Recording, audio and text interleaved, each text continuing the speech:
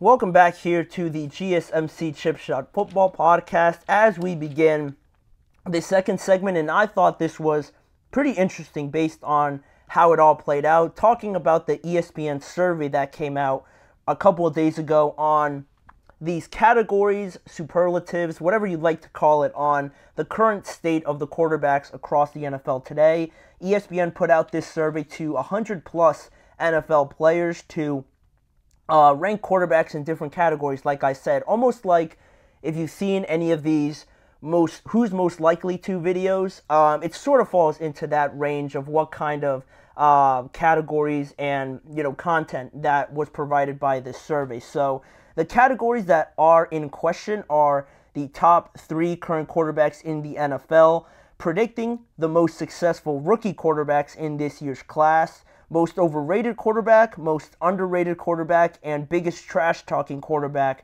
to round it all off. 103 players from 25 different teams gave their input on this survey. Of course, they all remained anonymous, but there were certainly some interesting results from this survey. So we're going to start off with what I think is the most obvious one, in my opinion. The top 3 quarterbacks in the NFL, according to NFL players, sort of played out like I anticipated it to.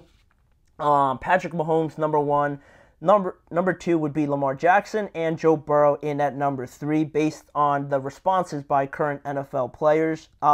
It was all based off of a point system. First place votes got you 3 points, second place votes got you 2 points, and third place only got you 1 vote. And Patrick Mahomes was the resounding number 1 choice at 291 points, then Lamar Jackson at 124, and Joe Burrow at third place with 51 points. And the ones that followed after that were Josh Allen with 39 points and Aaron Rodgers, sort of surprising, with 32 points. And I think, like I said, it was the most obvious one.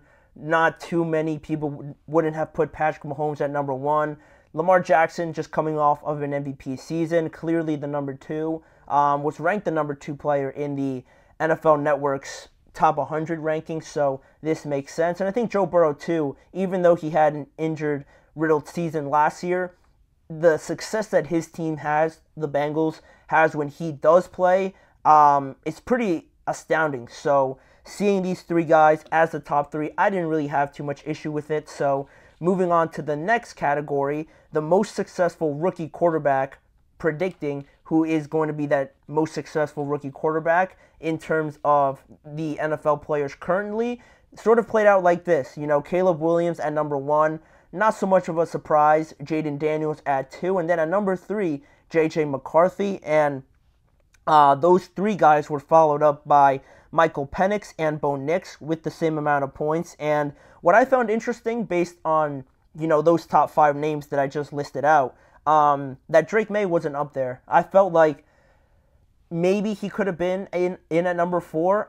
Honestly, he could have been at number 3, just in my opinion, just based on JJ being hurt and everything. Now, I did fail to see when they did take all of these votes. It could have been closer to the draft, but yeah, even still, a little surprised that Drake May was last, but I guess that does obviously have to do with the state of the New England Patriots, so that could have been a big thing, much like Caleb Williams being the resounding number 1, just because a lot of players mentioned that the Bears situation, adding Keenan Allen, adding DeAndre Swift, drafting Rome Odunze was a big part as to why they voted him number 1.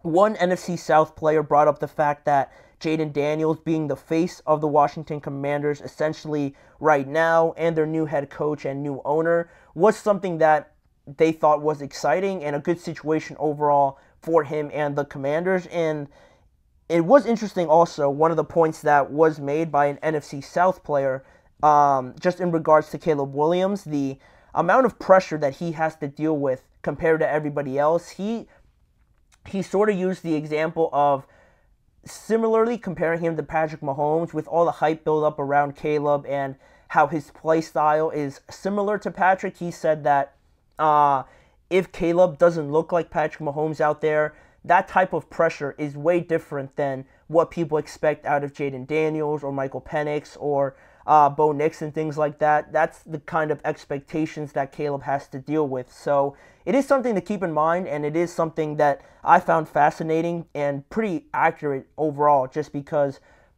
all the amount of hype that Caleb has had to deal with already, everybody micro-analyzing everything he does on and off the field, it could get pretty heavy, and not a lot of people experience that, obviously, but not a lot of people deal with it in that same breath. So I thought that was an accurate point that I thought I'd share in this evaluation of it, but ranking them 1 through 3, this one was pretty accurate as well, something that I probably would have came up with if I was asked to predict the most successful rookies. Then this is where it got a little interesting. This is where it got a little controversial for some people. The most overrated quarterback in the NFL, according to this anonymous survey, you see Josh Allen was voted as the most overrated. Jalen Hurts up there in at number 2, and Tua Tagovailoa rounding off that number 3 spot. Josh Allen and even Tua, I would say, probably the two most polarizing quarterbacks that we have in the NFL nowadays, because some people look at Josh Allen as the equal almost to Patrick Mahomes, or as close as you can get to Patrick, whereas other people just look at him as a turnover machine, not being able to get over that hump of being Patrick Mahomes, and sort of you have both groups just butting heads constantly. You know, Josh Allen, you're just not being able to beat the Chiefs, everyone holding that over his head. And similarly with Tua Tagovailoa, you know, drafted high, all this potential out of Alabama, but in the NFL, people criticize his arm, his limited athleticism, I guess you could say, and things like that. A lot of people mentioning that he's a system or a benefactor of Mike McDaniel's system with Miami, the weapons that he has around him as well. And that's sort of the same situation with Jalen Hurts, right? Because one NFC East player, yes, anonymous again, was quoted by saying regarding Jalen Hurts, he said, "How hard is it to throw a jump ball to A.J. Brown or Devontae Smith every time?" So it kind of encapsulates everything that comes with the criticism that Jalen Hurts has. People question his arm, his decision-making, and again, just being surrounded by a great team as to why he could be overvaluated or overrated in this sense by a lot of people. And again, with just some of these other comments that were made, one NFC West player brought up the fact that Josh Allen just has too many turnovers, and it is true in a sense. You know, you look at this stat, since 2008, Josh Allen is first in amount of turnovers that he has thrown with 102 since 2008. So he wasn't even close to being in the NFL by that time. So that does bring up a good point. But I think, you know, most overrated, I'm in the mindset of Josh. I hold Josh Allen to a high regard. I think he is truly one of the better quarterbacks in the NFL, and I can see why people send a lot of criticism his way, and that's not going to ease up now that Stephon Diggs is gone. If anything, it might get a little bit worse, and people might put more blame on Josh Allen if he's not able to drag his team over the finish line now, just based on the fact that everybody wants to compare him to Patrick Mahomes. Different situations, and I think Josh, more often than not, wins you games than really loses you games. You know, he does have some bad turnovers, again, right? But, you know, the highs and the benefits that he does bring, I think, outweigh that, much like a bunch of other quarterbacks. So I don't really know why it's highlighted so much with Josh, but again, one of the most polarizing quarterbacks in the NFL, and this sort of highlights that in a nutshell pretty much. So that's how that played out. And the second to last one here, a little surprising to me as well, most underrated quarterback. Brock Purdy and Matthew Stafford actually had the same amount of points at 14. And then third place, I put Jordan Love there, but it was sort of a 4-way tie, or actually no, 3-way tie with Kirk Cousins, Jared Goff, and Jordan Love getting the same amount of votes. So I put Jordan Love in there, but Kirk, Jared Goff were also in there, technically in at number 3